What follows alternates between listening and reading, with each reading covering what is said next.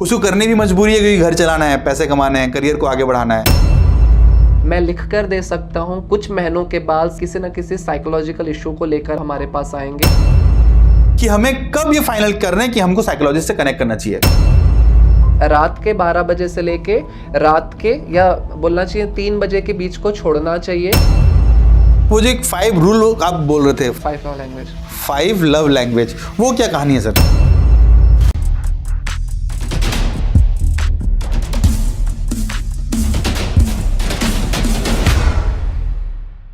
स्वागत है आप सभी का। मैं Pushpendra Pratap Singh, founder and CEO of civil Guruji private limited, और आप सभी के लिए सिविल गुरुजी।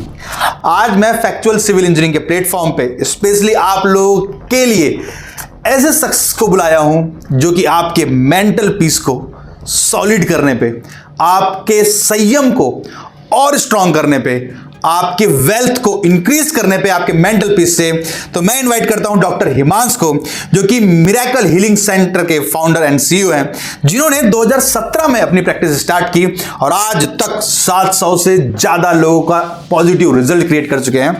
और एक और बात बताता हूं मैं आपको कि 10 से ज्यादा इनके स्टूडेंट्स आज समाधि का ध्यान लेने वाले हैं। हम बात करेंगे क्या होता है समाधि। स्पेशली बुलाने के पीछे का रीजन बहुत ही सिंपल सा है कि मैंने अब बहुत सारे ऐसे सिविल इंजीनियर्स को देखा जो सुबह 8 बजे से रात के 8 बजे तक काम कर रहे हैं, कड़कती धूप में, जो चिड़चिड़े हो जा रहे हैं, अपनी फैमिली को समय नहीं दे पा रहे, अपनी फैमिली के साथ अच्छा टाइम स्पेंड नहीं कर पा रहे हैं, वो एक कंपनी में नहीं टिक पा रहे हैं किसी एक पर्सनालिटी के कारण। ऐसे बहुत सारे मुद्दों पर हम बात करेंगे उसकी जो समझ में आए सबकी, जो सबको ये सिखाए कि कैसे करें तरक्की। तो स्वागत करता हूं मैं डॉक्टर हिमांश का। Hello sir. हेलो, स्वागत है आपका सिविल गुरुजी के प्लेटफॉर्म पे। स्पेशली थैंक्स टू यू कि आपने अपना कीमती समय दिया हमें कि हम हमारे व्यूवर्स के लिए, हमारे सारे सिविल इंजीनियर्स के लिए, उनको आगे बढ़ाने के लिए हम कुछ काम कर पाए।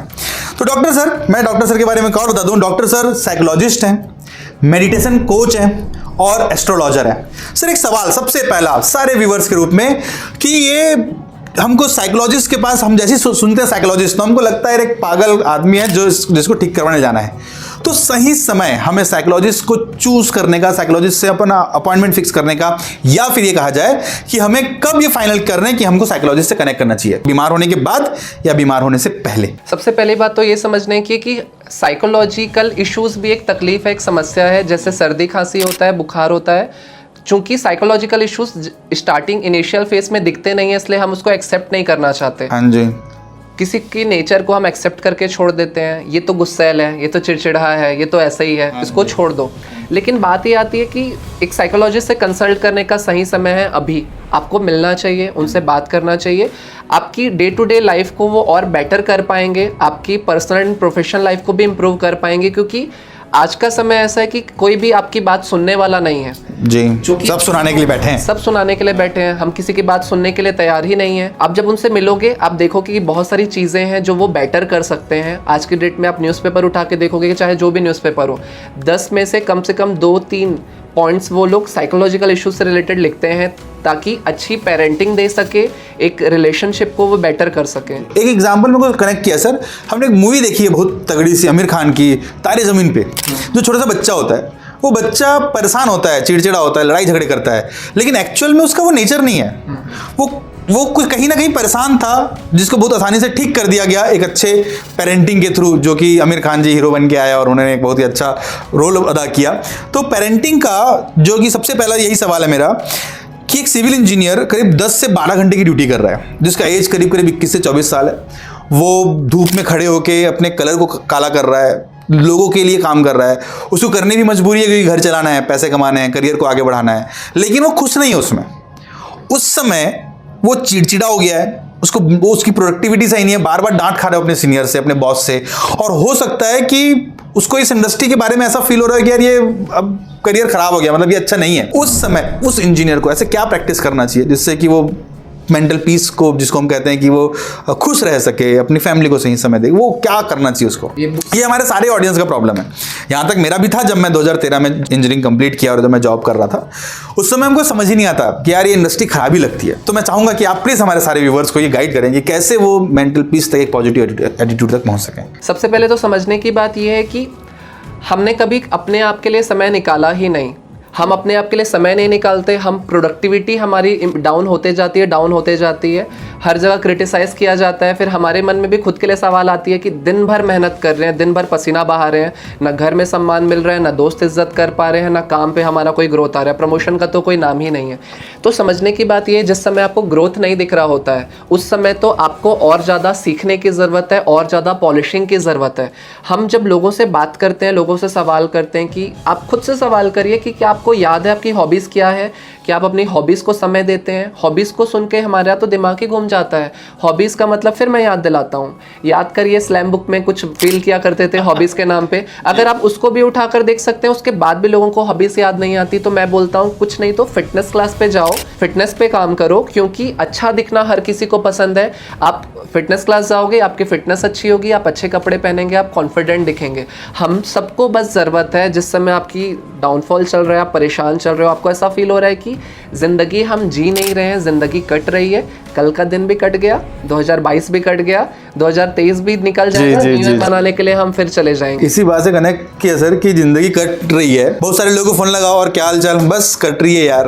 तो वो पहली लाइन से ही वो नेगेटिव हो चुके हैं, मतलब पहली लाइन से थक चुके हैं अपने जीवन से। तो उस समय वो जो हॉबी वाला कहानी है, सबके रिज्यूमे में लिखा होगा यार, तुम सब ने अपना फर्स्ट रिज्यूमे जो बनाया होगा ना, उसमें हॉबी का कॉलम था एक, playing cricket, listening music, reading book, ये 3 चीज तो लोगों ने लिख के ही रखा होगा। कम से कम उसको तो थोड़ा फॉलो करना चाहिए। तो उसको जज कैसे करें सर, मतलब खुद हम चोर हैं, अपने आप के लिए हम समय निकालते ही नहीं, तो कैसे हम अपने आप को मनाएं कि यार करना ही है, वो कैसे हो? मैं ये बोलता हूँ सबको, चाहे कोई हमारे दरबार आते हैं, चाहे कोई ऐसा पेशेंट हमारे पास आते हैं, चाहे हमारे कोई फ्रेंड्स होते हैं, मैं बोलता हूँ हॉबीज़ को टाइम देना उतना ही ज़रूरी है जितना खाना खाना, जितना ज़रूरी है श्वास लेना, उतना ही ज़रूरी है अपनी हॉबीज़ को टाइम देना। अगर 50 मिनट्स का समय आप लोग अपने लिए नहीं निकाल रहे हैं डेली बेसिस पे, 50 मिनट का समय मिनिमम अगर आप अपने खुद के लिए नहीं निकाल रहे हैं, मैं लिख कर दे सकता हूं कुछ महीनों के बाद, साल 1.5 साल के बाद किसी न किसी साइकोलॉजिकल इशू को लेकर आप हमारे पास आएंगे। हम समय नहीं दे रहे हैं, हमको समय निकालना पड़ेगा, कंपलसरी प्रायोरिटी में रख के। वो काम कुछ भी हो सकता है, वो कोई हॉबी क्लासेस हो सकती है, वो कोई फिटनेस क्लास हो सकता है, वो गार्डनिंग हो सकती है, वो कोई खाना बनाना हो सकता है। पर मैंने किसी से पूछा कि आपने अपनी हॉबीज़ को समय दिया? उन्होंने बोला हाँ मैंने समय दिया। मैंने बोला क्या किया? उन्होंने बोला कि मुझे ना कुकिंग करना बहुत अच्छा लगता है, तो मैं रोज आधा घंटा कुकिंग वाले वीडियो देखती हूँ। तो हॉबीज़ के लिए भी अगर आप कामचोर बन जाओगे तो काम नहीं चलेगा। नहीं, आप अपने लिए समय निकालिए, कम से कम हफ्ते में क्या 2 बार कुछ नया डिश ट्राई करना बनता है? कितने अच्छे नॉन स्टिक तवे आ गए हैं, अच्छे अच्छे कुकर्स आ गए हैं, कुछ अच्छा सीखो, बनाओ। ये आपके अंदर इतना ज़्यादा रिफ्रेशमेंट लेकर आएगा कि आपकी प्रोडक्टिविटी भी इम्प्रूव होगी और आप बहुत अच्छा फील करेंगे। आपके लोगों के साथ रिलेशनशिप भी बहुत अच्छे होंगे। आप अपने वर्क प्लेस में भी अच्छे नए क्रिएटिव आइडियाज लेकर आ पाएंगे और वहाँ पे भी लोग आपको पसंद करेंगे। सर बहुत सारे लोगों को तो ये भी नहीं मालूम होगा कि उनकी हॉबी क्या है, तो ये कैसे पता करें कि मेरी हॉबी क्या है? हॉबी को लेकर जैसे आपने बताया, जो हम स्लैम बुक में भरा करते थे वो हमारा एक्चुअल में असली वर्जन था, हम वहां से छूट गए हैं। स्लैम बुक वो स्कूल वाली कहानी। अगर मैं अपनी चीज़ों को याद करूं, मुझे बहुत अच्छा लगता था पेंटिंग करना, लेकिन मुझे उस समय मेरे पास पैसे नहीं हुआ करते थे कलर्स लेने के लिए, ड्राइंग लेने के लिए। मैं जिस बेंच पर बैठता था, मैं अपने पेन से मैं ड्रॉ करता था। सच में मैंने हर बेंच में कुछ ना कुछ ड्रॉ किया हुआ था। तो कड़ी जहाँ से ख़त्म हुई थी वहाँ से हम आगे शुरू कर सकते हैं। आजकल तो सबके पास, आप लोगों के पास में पैसे रहते हैं, आप लोग अपना जॉब कर ही रहे हैं। अपनी हॉबी को वहाँ से फिर से लेकर आइए, टाइम देना शुरू करिए, धीरे धीरे आपको अच्छा लगेगा। और सब लोगों को किसी न किसी आर्ट्स में या म्यूज़िक में भी पार्टिसिपेट करना चाहिए। लोगों को गाना गाना अच्छा लगता है या गाना सुनना अच्छा लगता है या कोई इंस्ट्रूमेंट, अगर आप इससे भी कनेक्ट हो पाते हैं, म्यूज़िक भी एक थेरेपी है, आपको ये ग्रो करने में और ज़िंदगी खुशी खुशी जीने में बहुत हेल्प करेगा। क्या बात सर, मतलब मेरे को तुरंत कनेक्ट किया। एक मूवी मैंने देखा हूँ, क्योंकि मैं मूवी थोड़ा देखता हूँ, ये मेरी हॉबी है। मेरे को ये समझ आया, तो तभी मैं मूवी लगभग डेली देखता हूँ, कुछ ना कुछ पार्ट, क्लिप, नहीं तो मैं मूवी का एक्सप्लेनेशन देख लेता हूँ। देखिए मूवी देखने का समय नहीं मिल रहा है, कम 15 मिनट में यार एक्सप्लेनेशन में खत्म कर दे। जब वी मीट एक मूवी आई थी, उसमें करीना कपूर फुल मतलब फनी मूवमेंट और फुल खुश है, और वहीं पे एक डिप्रेस आदमी शाहिद कपूर। करीना कपूर ने यही बात कहा था जो आपने भी कहा कि कम से कम कुछ मिनट तो अपने शौक को दो। म्यूजिक उसका शौक था, म्यूजिक को दो। और उस मूवी का ही जो लास्ट में सारांश निकला कि वो मीटिंग छोड़ के, यार मेरी अब आज का काम हो गया, मैं जाऊँगा गिटार बजाऊँगा। वो गिटार बजाना चालू किया, खुश रहा, और उस मूवी के एंड तक वो फेमस हो गया और उसको सक्सेस मिला। तो लोगों को अपनी हॉबी खुद ही पहचाननी होगी। क्या कोई ऐसा तरीका है कि हम कुछ मल्टीपल टास्क करें जिससे अपन हॉबी पता कर सकते हैं? बिल्कुल, इसमें ऐसा हो सकता है कि अगर आपको अपनी हॉबी समझ नहीं आ रही है, चुपचाप उठकर फिटनेस क्लास जाओ। ये अब बातें आती है, जिम आज के समय लोगों को बोर लगता है तो आप जुम्बा क्लासेस ज्वाइन कर सकते हो, आप एरोबिक्स ज्वाइन कर सकते हो। आज ऑल नए ट्रेंड पे चल रहे हैं, लोग योगा क्लासेस जाते हैं, योगा पे जा सकते हो। फिटनेस इंपॉर्टेंट इसलिए, लेकिन यहाँ पे एक प्रॉब्लम है सर हमारे सारे व्यूवर्स के साथ। ये फुल्ली पैक है अपने ड्यूटी में, ये सुबह 8-9 बजे ड्यूटी चालू कर रहे हैं और रात को जो करियर, जिन्होंने अपना करियर स्टार्ट किया है, जिनका एज करीब 23, 24, 21 साल का है, वो ड्यूटी से फ्री नहीं हो पा रहे। तो वो ये सब फिटनेस ज्वाइन करना उनके लिए थोड़ा सा टफ टास्क है कि वो सुबह 1 घंटा जाएं जिम और फिर ड्यूटी करें, तो इनके लिए थोड़ा टफ टास्क है। कुछ ऐसा सरल तरीका जिससे कि ये खुश रह के आगे बढ़ सके। तो यहाँ पे मैं 2 ऑप्शंस है आपके पास। आजकल 24/7 जिम आ गए हैं। रात में 12 बजे 2 बजे भी जिम में लोग अलाउ करते हैं। रोडीज में एक पुलिस वाले आए हुए थे बहुत अच्छे फिटनेस के साथ, और उनसे पूछा गया, उन्होंने बताया उन्होंने कुछ सेटलमेंट किया हुआ था क्योंकि वो बहुत ज़्यादा मेट्रो सिटीज़ में नहीं रहते थे, नॉर्मल से जगह में रहते थे। जिम के ओनर से उनकी दोस्ती थी, वो चाबी उनको दे दिया करते थे, वहाँ जाते थे, अपना वर्कआउट करते थे, वो लेकर आते थे। ऑप्शन आप ढूंढ सकते हो, ये एक ऑप्शन हो सकता है। एक और ऑप्शन हो सकता है कि कोरोना काल के समय पे बहुत सारे लोगों ने टिकटॉक ट्यूटोरियल देखकर भी वर्कआउट किया हुआ है। तो इंस्टाग्राम पे, यूट्यूब में जब आप फ्लोर वर्कआउट सर्च कर सकते हो, फ्लोर पे बिना किसी डंबल्स के, बिना किसी मशीन इक्विपमेंट्स के भी आप वर्कआउट कर सकते हो। आप ट्यूटोरियल्स में डांस क्लासेस ले सकते हो, आप पर्सनल अपना कोई फिटनेस ट्रेनर अपॉइंट कर सकते हो ऑनलाइन क्लासेस के लिए। ऑप्शंस बहुत सारे हैं, जहाँ चाहे वहाँ रहा है। बिल्कुल एक काम करने वाला होना पड़ेगा बस। सर एक इसी से रिलेटेड एक और प्रॉब्लम है कि जो करियर का स्टार्ट कर रहा है वो तो अपने हार्ड शेड्यूल से परेशान है, लेकिन जो अपने करियर की ऊंचाइयों पे है, जिनके पास अच्छा जॉब रोल है, अच्छा पे स्केल है, लेकिन वो बहुत जल्दी थक जा रहे हैं इन द सेंस काम करके नहीं, लोड प्रेशर से, मतलब अपने सीनियर्स के चिड़चिड़ाहट से, उनकी सीनियर से नहीं बन रही, उनकी एचआर से नहीं बन रही, उनको अपने एमडी से नहीं बन रहा है, तो वो कंपनी के कारण, कंपनी का वर्कलोड ज़्यादा है या कंपनी का कंपनी में ग्रोथ रेट कम है, इसलिए कंपनी नहीं छोड़ते। वो कंपनीज में इसलिए थक के छोड़ दे रहे हैं कि वहाँ का स्टाफ सही नहीं है, वहाँ पॉलिटिक्स हो रहा है, वहाँ पे सीनियर कुछ बोल दे रहा है उससे वो गुस्सा हो जा रहे हैं, वो अपने जो लीडर्स हैं उनसे सही बॉन्डिंग ही नहीं बना पा रहे हैं। तो ऐसे बहुत सारे केसेस मैंने देखे कि क्यों छोड़ा भैया जो जॉब, यार वो मेरे को बैठ के चिढ़ता है, वो ना मेरे ग्रोथ से चिढ़ रहा था, मैं अच्छा काम कर रहा था।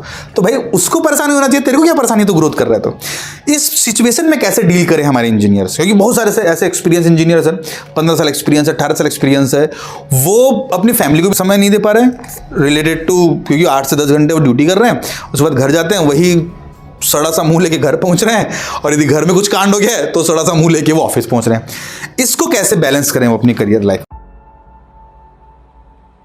तो समाधि मेडिटेशन क्या है, ये क्या चीज़ है? क्या समाधि मेडिटेशन मतलब बाबा बन जाना? कि जो लव लाइफ के बारे में आप बता रहे हैं, इस लव लाइफ में क्या सिर्फ ऐसे पार्टनर के साथ इम्प्लीमेंट होता है या पूरे यूनिवर्स के साथ? और ये कितना प्रतिशत कह सकते हो या कितना जरूरी है ग्रो करने के लिए? वो जो समय है, इंपॉर्टेंस टाइम, वो कैसे क्रिएट किया जाए? आज भी आप देखेंगे वहां पे एक भी फार्मास्यूटिकल कंपनी नहीं है। वो लोग जापान में,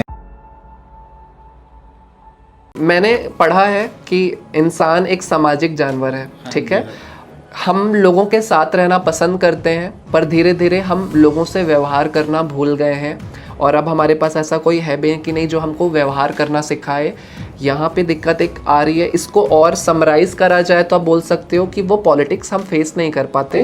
पॉलिटिक्स हर जगह आपको मिलेगा, हमको पॉलिटिक्स अच्छा लगे या ना लगे, लेकिन पॉलिटिक्स का पार्ट बनना पड़ता है। हमको ये चीज़ों को सीखने की ज़रूरत है। अगर अब देखना कि हम लोग काम वाली बाई से बहुत डरते हैं, कुछ बोल देंगे, सुना देकर चले जाएगी। क्यों? हमारी यूनिटी उतनी नहीं है जितना उन लोगों की यूनिटी है। हाथ रख दिया है। हाँ बिल्कुल। तो ये चीज़ है, जहाँ पे भी 4 लोग इकट्ठा हो रहे हैं वहाँ पॉलिटिक्स आपको फेस करना पड़ेगा। जहाँ छोटा फॉर्म है वहाँ कम पॉलिटिक्स, बड़ा फॉर्म है तो बड़ा पॉलिटिक्स। तो हम लोगों को ज़रूरत है लोगों को डील करना हम सीखें। हम लोगों से बिहेव नहीं कर पा रहे हैं, हम लोगों से काम नहीं करा पा रहे हैं। एक बहुत अच्छी बुक है जो मैंने पढ़ी है, जो आप लोगों को भी पढ़नी चाहिए और मैं लिख कर दे सकता हूँ। इससे सारे लोगों के साथ आपका रिलेशनशिप भी बहुत अच्छा हो जाएगा और आपको बहुत मज़ा आएगा। आप एक ऐसी पर्सनालिटी, एक ऐसा कैरेक्टर बन जाएंगे कि लोग आपके साथ समय बिताना चाहेंगे और आप उस महफिल की शान बन जाओगे। ये मेरी श्योरिटी है। सर हम जानना चाहेंगे बुक का नाम, और मैं आपसे व्यूअर से कहूँगा कि जो आप बुक बताएंगे वो नीचे डिस्क्रिप्शन में मैं देने वाला हूँ उसका लिंक। तो बुक के टाइटल का नाम है how to win friends and influence people. लोक व्यवहार की कला, ये हिंदी में इंग्लिश में दोनों में बुक है। इसके ऑथर है डेल कार्नेगी। लोक व्यवहार की कला, ये हिंदी रिटर्न है। जितने हिंदी व्यूवर्स हैं आप लोग के लिए मैं वीडियो बुक का रेफरल खोज के मैं नीचे डिस्क्रिप्शन में दे दूंगा। और ये सबको बता देता हूँ भैया, ये पेड प्रमोशन नहीं है। उस बुक के ऑथर को मैं नहीं जानता और ना हमारे सर जी जानते हैं। ये बुक अच्छी है, जिसके लिए हम आपको अवेयर कर रहे हैं कि आपको बुक पढ़नी चाहिए। बुक पढ़ने से ज्ञान तो बढ़ता है सर, और ये इनका तो पता नहीं, लेकिन मैं जरूर पढ़ूंगा लोक व्यवहार की कला। इसमें एक दो पॉइंट्स मैं आप लोगों को बताता हूँ, आप लोगों को बहुत मजा आएगा। हम लोग क्या बोलते हैं, अरे सुरेश नहीं, मेरा नाम रमेश है। अरे हाँ ना, वही। लेकिन आपको पता है कि हर किसी को अपना नाम बहुत पसंद होता है। जब भी हम लोगों को पेन दिया जाता है कुछ लिख कर देखो तो 90% लोग या तो अपनी साइन करते हैं या अपना नाम लिखते हैं।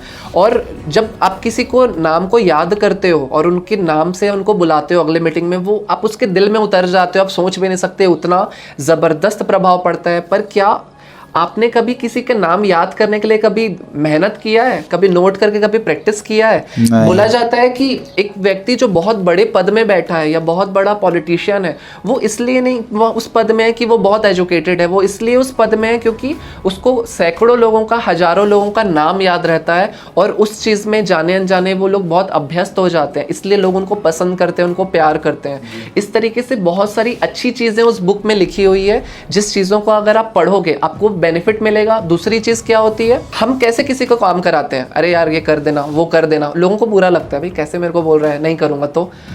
पर अगर आप सामने वाले के मन में काम करने की चाहत पैदा कर दो जी, सामने वाले की फायदे की बात करा दो। देखो मुझे ऐसा लगता है कि आपको ये काम करना चाहिए, और ये काम अगर आप करोगे या ये पॉलिसी आप खरीदोगे, आपको इसमें ये बेनिफिट्स मिल सकते हैं। हमको बहुत अच्छा लगता है, कितने अच्छे व्यक्ति हैं। पॉलिसी इसलिए नहीं बेच रहे कि उसको कमीशन मिलेगा, इसलिए बेच रहे हैं क्योंकि इससे मुझे हेल्प मिलेगा।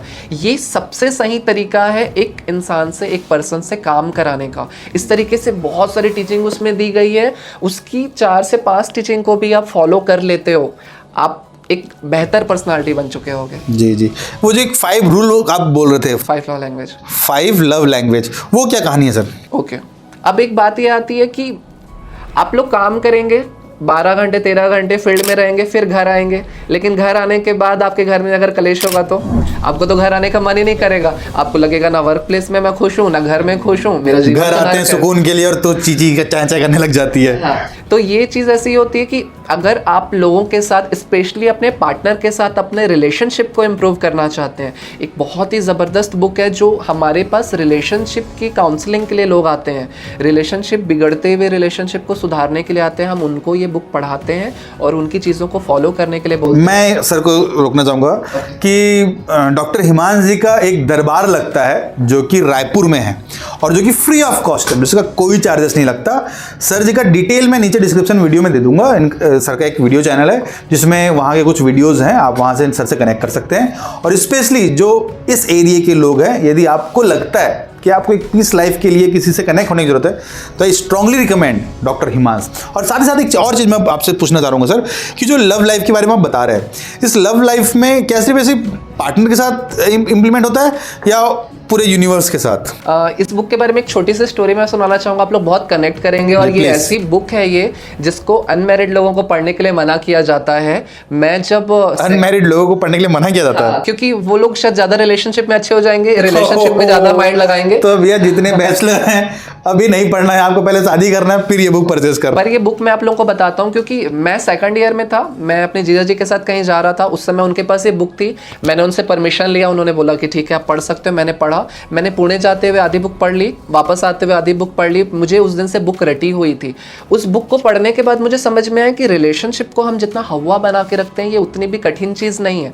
मैंने उस बुक से पढ़ा कि हम सबके अंदर एक लव टैंक होता है और वो लव टैंक जब खाली हो जाता है तो हमें एहसास होता है कि कोई हमसे प्यार नहीं करता और हम दूसरे लोगों की तरफ अट्रैक्ट होने लगते हैं, अपने पार्टनर को चीट करने लगते हैं। लव टैंक हम सबके अंदर होता है और जब ये लव टैंक हमारा भरा हुआ होता है, हमको एहसास होता है कि हमारा पार्टनर, हमारे पेरेंट्स के द्वारा हमको प्यार किया जा रहा है और हम एक बहुत अच्छे मजबूत रिलेशनशिप को मेंटेन करके चलते हैं। हम सबके पास अपने लव लैंग्वेज होते हैं, जिस लव लैंग्वेज के अकॉर्डिंग अगर काम किया जाता है तो हमें हमारा लव टैंक फुलफिल होता है और हमें एहसास होता है कि हमें प्यार किया जा रहा है। इस तरीके से सारी की पूरी दुनिया के लोगों को 5 कैटेगरी में 5 लव लैंग्वेज के अकॉर्डिंग कैटेगराइज किया गया है। और हमको कुछ नहीं करना है, अपने पार्टनर के लव लैंग्वेज को समझना है, उसके अकॉर्डिंग उनका लव टैंक फुलफिल करना है और एक अच्छे रिलेशनशिप को एंजॉय करना है। और मैं ये बोलता हूँ कि रिलेशनशिप ऐसा नहीं रहेगा जो हमारे कल्चर में हमें सिखाया जाता है, सह लेना, झुक लेना, देख ले, ये तो ऐसा ही होता है। नहीं,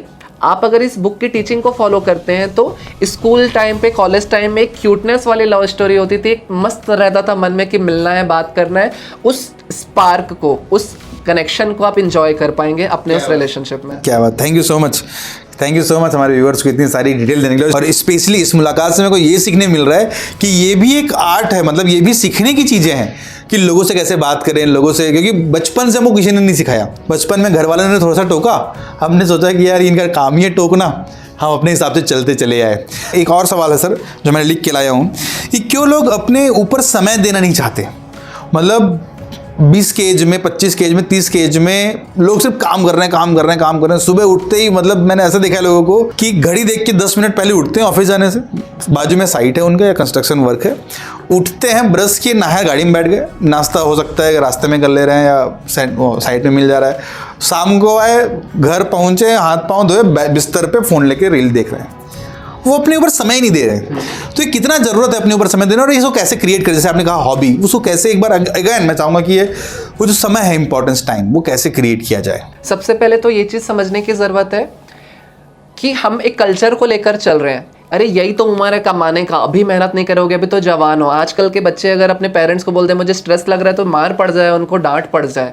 समझने की बात यह है कि अगर हमको समय देना है तो आज से शुरू करना है, क्योंकि हम इतना कट रहे हैं, हम लोग इतना ज़्यादा सफ़र कर रहे हैं अपने लाइफ में, हम लोग मेंटली भी डिस्टर्ब होते जा रहे हैं, हमारी प्रोडक्टिविटी भी डाउन होते जा रही है। तो हमको समझना है कि ये चीज़ इंपॉर्टेंट है। हमको समझना है कि हम अगर खुद को समय नहीं दे रहे हैं तो आप खुद से सवाल करो, क्या आपके बिना आपके परिवार को आपके जितना कोई प्यार कर पाएगा, कोई केयर कर पाएगा? अगर नहीं तो इसलिए ज़रूरत है आपको खुद को समय देने की।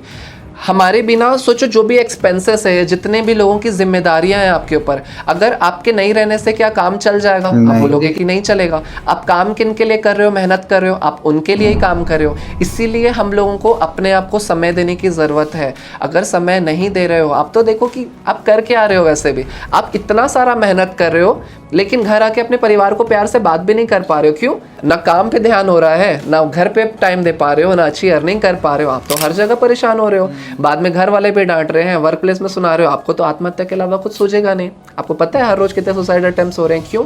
हम खुश नहीं हैं। खुश रहना ज़रूरी है। लोग मुझसे सवाल करते हैं कि आप खुश हो? आप भी तो स्ट्रेस लेते होगे और कुछ चीज़ें होती होंगी।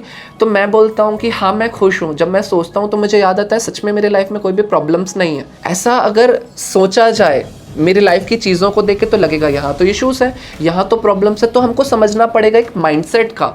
खुश रहना एक चुनाव है। एक बहुत अच्छा फोटो आप लोगों ने कभी देखा होगा गूगल पे या फेसबुक में, एक बच्चा रहता है, फर्स्ट आई रहता है, एक सेकंड, एक थर्ड आई रहता है। जो फर्स्ट आया हुआ बच्चा होता है उसका मुंह लटका हुआ होता है, लेकिन जो थर्ड आया हुआ होता है बच्चा, वो जीत का जश्न मना रहा होता है। It's just a state of mind. हमको खुश रहने का चुनाव करना है। दुनिया तो हमको परेशानियां देनी शुरू करने के लिए पूरे समय बैठी हुई है। ये माइंडसेट कैसे डेवलप होगा? ये माइंडसेट तब डेवलप होगा जब आप खुद को समय दोगे और पॉजिटिव मेंटल एटीट्यूड की बुक्स पढ़ोगे। और मैं सबको बोलता हूँ कंपलसरी ऑडियो बुक्स की हैबिट छोड़ दो। ऑडियो बुक्स हमारी आदत ख़राब कर रहा होता है, क्योंकि ऑडियो बुक्स के साथ एक कंप्लेन आता है कि अरे मैंने वो पढ़ा है। आप पूछो कि पढ़ा है? नहीं पढ़ा है। लोग बोलते हैं कि मैंने ये बुक पढ़ी है और सीक्रेट की बुक पढ़ी है मैंने, लेकिन वो काम नहीं करता वो प्रिंसिपल्स हमारे लिए। मैं पूछता हूँ सच में आपने पढ़ा है? नहीं, ऑडियो बुक सुना था। आप जब बुक्स पढ़ोगे ना तो कुछ चीज़ समझ नहीं आएगी, आप दोबारा पढ़ोगे। और स्पेशली हार्ड कॉपी की जब आप बुक पढ़ते हो, आपको उसमें बहुत सारी चीज़ें दी गई रहती है कि क्या कारण है कि उसकी टीचिंग को, उसके प्रिंसिपल्स को लोग फॉलो नहीं कर पा रहे हैं, और अगर उसको फॉलो करना चाहते हो तो किन किन बातों का आपको ध्यान रखना है। और अगर आपको बुक पढ़ने के लिए समय नहीं मिल रहा है, चूँकि सबका एक कंप्लेन होता है कि हमारे पास में समय नहीं है, तो आप लोगों को अगर शाहरुख खान का इंटरव्यू याद होगा तो आप ध्यान देंगे, शाहरुख खान और ये बड़े सेलिब्रिटीज़ के वॉशरूम में पूरा बुक शेल्फ और लाइब्रेरी बनी हुई होती है। वो लोग साफ सुथरा रखते हैं ताकि छुट्टियों के दिनों में बहुत सारा समय वहाँ पे बिता पाए। आप वॉशरूम में जब बैठते हैं तो वहाँ पे नॉर्मली सबको 10 से 15 मिनट का समय लग रहा होता है। उस समय मोबाइल लेके जाते हैं, पहले के समय के लोग अखबार लेकर जाते थे, अब बुक लेकर जा सकते हो। सच में कुछ ऐसा यूनिवर्स का कुछ मैजिक चल रहा होता है कि क्या सबकॉन्शियस माइंड हमारा जागृत होता है उस समय। आप जो भी पढ़ोगे पूरा का पूरा आपके दिमाग में उतर रहा होता है। उस समय को आप बुक पढ़ने के लिए यूटिलाइज कर सकते हो। नहीं में उस 15 मिनट में आप 7 से 8 पेज तो जबरदस्त आप पढ़ पाओ। कुछ हमारे ऐसे व्यूवर होंगे कि वो शौच जाने के बाद आके अपना कपड़ा भी धोते होंगे। कुछ लोग ऐसे मैंने देखा है कि जो दोपहर में टॉयलेट गए तो 2 नंबर, यदि वो दोपहर में जा रहे हैं तो शाम को पूजा नहीं करते। उनको लगता है वो अशुद्ध हो गए हैं। भैया ऐसा कोई कल्चर नहीं अशुद्ध होने का, ये हमारे मन की भ्रांतियां ही हैं। एक और सवाल था कि कितना मेंटल पीस जिसको अपन कहते हैं आपका परिवार है और जो आपका कल्चर, जो आपका वर्क प्लेस है, ये मेंटेन होना चाहिए, और ये कितना प्रतिशत कह सकते हो या कितना जरूरी है ग्रो करने के लिए, अपना वेल्थ क्रिएट करने के लिए? क्या इस पीसफुल और आराम जो खुशनुमा जिंदगी है, इसको हटा के भी ग्रो किया जा सकता है क्या? अब जैसे आपने सवाल किया कि कितना समय हमको देना पड़ेगा, कितने मेंटल पीस की ज़रूरत है, तो इसका सीधा सा सवाल है। मैंने एक चीज़ को समझा है अपने स्टडीज़ में, अपने एक्सपीरियंस से, लोगों के अनुभव से। अगर आपके जीवन में स्ट्रेस ज़्यादा है तो ज़्यादा समय देने की ज़रूरत है मेंटल पीस में। आपके जीवन में स्ट्रेस कम है तो कम समय दोगे तो भी चलेगा। जैसे हमारा जो काम है, हम 95% टाइम साइकोलॉजिकल पेशेंट्स को डील कर रहे होते हैं, उनसे बात कर रहे होते हैं, तो कहीं ना कहीं मुझे पहले फील होता था कि उनकी कुछ परेशानियां मेरे अंदर आ रही हैं। तो हमारा एक हॉबी से काम नहीं चलता। मैं सबको ये बोलता हूँ कि दोस्त और हॉबी एक नहीं होने चाहिए, नहीं तो लोगों का भाव बढ़ जाता है। दोस्त भी 2-3 होने चाहिए, हमारी हॉबीज़ भी 2-3 होने चाहिए। अगर आपको जॉगिंग करना अच्छा लगता है, बारिश गिरने शुरू हो गया, आप तो निकल ही नहीं पाए, इसीलिए उस टाइम पे भी आपके पास में कुछ ऑप्शंस के लिए होने चाहिए। मेरा काम चूंकि पूरे समय साइकोलॉजी वाले पेशेंट्स के साथ होता है, तो मैं बीमार ना हो जाऊं और मैं ज़्यादा फुलफिल रहूं, इसीलिए मैं रोज़ मेडिटेट भी करता हूं, मैं रोज़ मूवीज़ भी देखता हूं, मैं रोज़ दोस्तों को थोड़ा समय देता हूं, मैं रोज़ एक्सरसाइज भी करता हूं, और इन चीज़ों के द्वारा मैं इतना चार्ज हो पाता हूं कि उनकी थोड़ी सी भी परेशानियां, थोड़ी सी भी प्रॉब्लम मेरे अंदर नहीं आ पाती। आपका अगर स्ट्रेस लेवल बहुत ज़्यादा है, आपका वर्क प्लेस में बहुत ज़्यादा प्रेशर आपको मिल रहा है, बहुत ज़्यादा, तो थोड़ा ज़्यादा और कम से कम 2 से 3 हॉबीज़ पे आपको टाइम देने की ज़रूरत है। एक और सवाल था सर मेरा कि मैंने आपके प्रोफाइल देखा तो वहाँ लिखा था समाधि मेडिटेशन। तो समाधि मेडिटेशन क्या है? ये क्या चीज़ है? क्या समाधि मेडिटेशन मतलब बाबा बन जाना, या मतलब वो संन्यास ले लेना, ये समाधि मेडिटेशन? या समाधि मेडिटेशन से क्या फ़ायदे हैं, क्या या फिर हम यहाँ तक कैसे पहुँच सकते हैं? समाधि मेडिटेशन में 2 शब्द आ गए, समाधि और ध्यान। तो थोड़ा समय पहले ध्यान को मैं डिफाइन करूंगा। ध्यान का मतलब होता है एक सोच, एक विचार की अवस्था तक हम पहुंचते हैं, उसको बोलते हैं ध्यान। मैं आपको बोलूँगा, आप सबने कभी ना कभी ध्यान को महसूस किया है। कब? आपका जब फेवरेट खाने की चीज़ आपके सामने आती है, मान के चलिए कि आपको रसगुल्ला बहुत पसंद है, रसगुल्ला खाने के बाद जो पहली बाइट लेने के बाद जो 10 सेकंड तक आप इंजॉय करते हैं, वो 10 सेकंड तक आप ध्यान की अवस्था में होते हैं। उस समय सिर्फ वो स्वाद आपके मन में रहता है। जिस समय हम पानी के अंदर अपने आप को ले जाते हैं, तालाब में या स्विमिंग पूल में, नाक बंद करके कोशिश करते हैं कि कितने समय तक हम लोग श्वास रोक सकते हैं, उस समय जब सिर्फ एक श्वास की चाहत होती है, वो एक ध्यान की अवस्था होती है। अब जब एक विचार से भी ऊपर आप उठ जाते हो, 0 थॉट तक आप पहुंचते हो, शून्य स्थान तक पहुंचते हो, तब इसको बोलते हैं समाधि की अवस्था। समाधि की अवस्था जब होती है तो आपको ना दिन का एहसास होता है ना रात का एहसास होता है। आप ध्यान के दौरान आंखें बंद करते हैं, आप ध्यान के दौरान आंखें खोलते हैं, आपको लगेगा सिर्फ 5 मिनट हुए हैं, लेकिन आपके समाधि ध्यान का 1 घंटा बीत चुका होता है। आप अलग यूनिवर्स में पहुंच चुके होते हैं कुछ देर के लिए, और बहुत सारी चीज़ों को एक्सपीरियंस कर रहे होते हैं। इसको समाधि ध्यान कहा जाता है। बहुत ग्रेट से ग्रेट, मतलब हर चीज़ का एक ऊपर लेवल अवेलेबल है। मेडिटेशन जरूर करना चाहिए, चाहे कितने भी बजे उठो। मैं सही बोल रहा हूँ? बिल्कुल श्योर कि कितने ही बजे उठो, क्योंकि हमारे व्यूवर्स सुबह हो सकता है वो सारे जो सुबह 4 बजे 5 बजे नहीं उठने वाले। मेरी भी प्रैक्टिस नहीं है, मतलब मैं बहुत समझ लो कि डांट भी सुनता हूँ अपने घर पे कि यार तो सुबह क्यों नहीं उठता। हम नाइट वर्कर हो गए हैं कि हमको रात में काम करना अच्छा लगता है, जो कि हो सकता है हमारे सेहत के लिए सही नहीं हो, लेकिन फिर भी मैं पूरा प्रयास करता हूँ कि वो उठते ही जो पहला काम हो वो भले ही 2 मिनट का क्यों ना हो, यदि कुछ ऐसा अर्जेंसी है, निकलना है या लेट हो गया उठने में, डांट सुन रहे हैं, तो फिर भी 2 मिनट का मेडिटेशन करने का मैं पूरा प्रयास करता हूँ। कम से कम 2 मिनट तो मैं अपने दिन को एक रिकॉल कर लूँ, फ्यूचर दिन को, कि आज मैं दिन भर क्या करने वाला हूँ। प्रयास जरूर करता हूँ, लेकिन इसके लिए मैं एक आंसर देना चाहूँगा। ध्यान को लेके जैसा हमारे गुरुओं के द्वारा में सिखाया गया है, आप पूरे दिन में कभी भी ध्यान कर सकते हो, बस रात के 12 बजे से लेके रात के, या बोलना चाहिए 3 बजे के बीच को छोड़ना चाहिए। वो जो समय होता है वो बुरी शक्तियों का समय होता है, वो लोग ज़्यादा प्रभावी होते हैं। तो बस रात के 12 से रात के 3 बजे के समय को आप अवॉइड कर दीजिए। बाकी आप किसी भी समय ध्यान कर सकते हैं। अगर आप ध्यान करना चाहते हैं और उसमें आगे बढ़ना चाहते हैं, एक अच्छी चीज़ एकदम शॉर्ट में अगर आप फॉलो कर गए तो आप ग्रो कर जाओगे।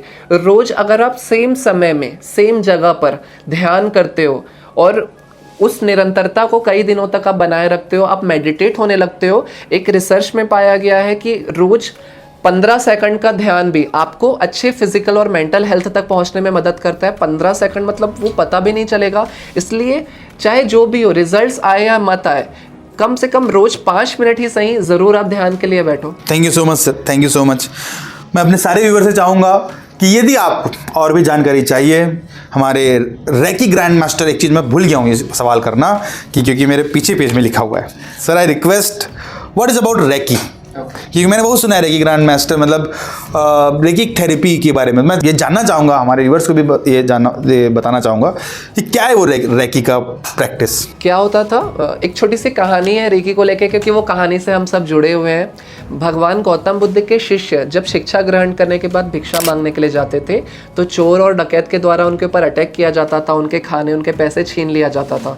बार बार ये चीज़ें होने लगी तो वो लोग गए भगवान गौतम बुद्ध के पास, हमको आप समाधान बताइए, बार बार वो घायल कर देते हैं, बार बार चोटिल कर देते हैं।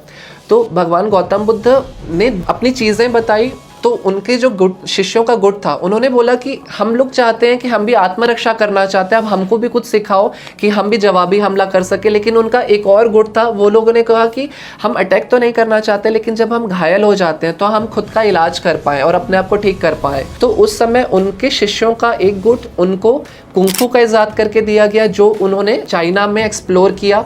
उनका एक और गुट था जो चाहता था कि हम खुद का इलाज कर पाए, उनके लिए रेकी का इजाद करके दिया गया। रेकी को उन्होंने जापान में एक्सप्लोर किया। आज भी आप देखेंगे वहाँ पे एक भी फार्मास्यूटिकल कंपनी नहीं है, वो लोग जापान में, जबकि वो लोग हमारे यहाँ जितने भी इलेक्ट्रॉनिक गैजेट्स हैं, वो सारे इक्विपमेंट्स, यहाँ तक कि सर्जिकल इक्विपमेंट्स भी वहीं पे बनते हैं। वो लोग आज भी पारंपरिक ट्रेडिशनल थेरेपीज का इस्तेमाल करते हैं। हर चौथे गली में एक रेकी क्लिनिक वहाँ पे मिल जाएगा आपको।